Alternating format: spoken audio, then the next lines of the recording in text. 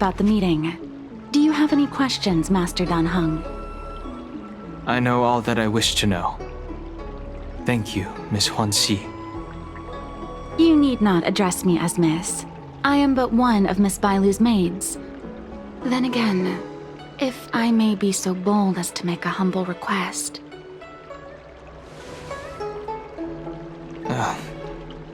Go ahead. Before this goes ahead... Oh, who might this be?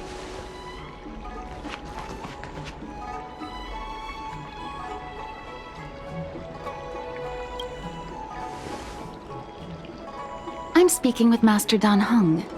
I'm afraid this doesn't involve you. Please take your leave. He is a close friend. I've invited him along to bear witness. Please, treat him as you would me. Now, what was your request? Then I hope you don't plan on meeting with Miss Bailu.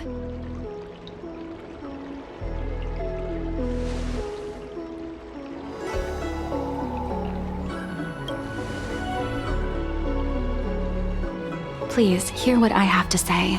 I have good reason to be concerned. Perhaps you should know that Miss Bailu's path to becoming a High Elder was neither in compliance with proper protocol, nor of her own volition. Everything was a result of the stubbornness of her predecessor, Dan Feng. His hubris and tyranny brought about the end of the Luofu's High Elder succession. The preceptors heard of Master Dan Heng's return, and were uncertain whether it constituted good or ill fortune.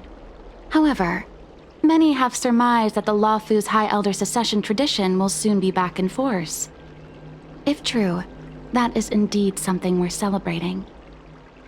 Whether we find another suitable candidate in accordance with the laws of our people, or have you take up the position anew, everything can still be mended.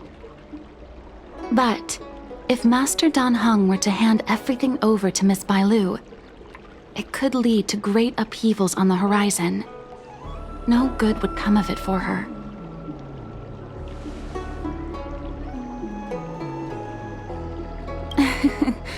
Such a major matter as this is naturally up to the Preceptor Elders. I couldn't possibly say. I've been a maid here for 12 years now, and was with my mistress every day as she studied medicine and received tutelage. I've witnessed her countless escapes, and the inevitable, unwilling returns. As far as a Xianzhou is concerned, children like her enjoy a charmed and happy childhood. But as a High Elder in nothing but name alone, Miss Bailu is highly restricted in her actions, and has no freedom or say about her own life. I can't bear it.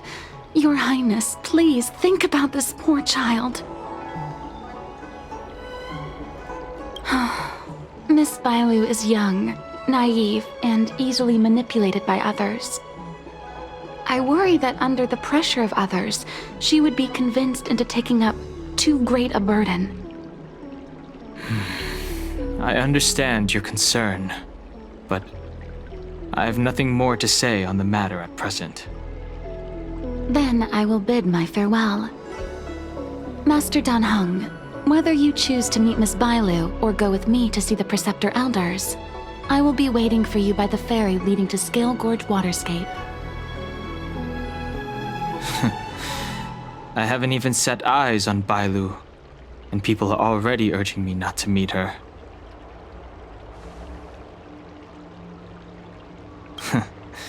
You've been spending too much time with March. You know that I'm a descendant of the Luofu Vidyadhara. In Scale Gorge Waterscape, you witnessed my secret strength, as March would call it. Yet that power stems from Dan Feng, my previous incarnation. He altered the process of High Elder succession, plunging everything into catastrophe. Ultimately, he suffered the punishment of molting rebirth. Based on the physiological principles of Vidyadhara reincarnation, I ought to have been an entirely new entity. And, in view of the law, all crimes from my previous incarnation should have been wiped clean. But in reality, I was locked up in the shackling prison at birth. Even after I was released and left the Xianzhou, my High Elder past and Danfeng's enemies pursued me like a haunting shadow. Now, I plan to face that shadow. In order to make amends, I want to repair the Ambrosial Arbor's seal and visit the High Elder to see what more I can do. The star skiff is ready. Let's go.